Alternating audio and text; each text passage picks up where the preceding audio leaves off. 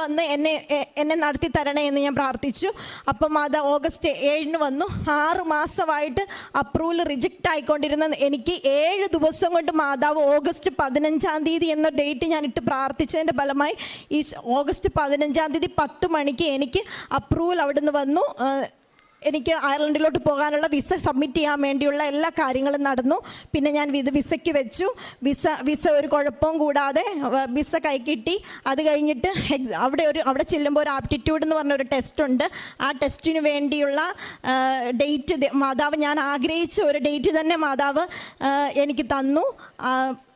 എനിക്ക് അടുത്ത ബുധനാഴ്ച എനിക്ക് അയർലൻഡിലോട്ട് പോകാനുള്ള ടിക്കറ്റും അവരെനിക്ക് എടുത്തു തന്നു. എന്നെ വേണ്ടെന്ന് പറഞ്ഞ് അവർ തന്നെ എനിക്ക് ടിക്കറ്റ് വരെ എടുത്തു തന്ന് എന്നെ ആ രാജ്യത്തോട്ട് കൊണ്ടുപോകാനുള്ള മാതാവും തിരുക്കുമാരനും എനിക്ക് വളരെയേറെ ചെറുതും വലുതുമായിട്ടുള്ള 2023 എനിക്ക് അനുഗ്രഹങ്ങൾ തന്നിട്ടുണ്ട്.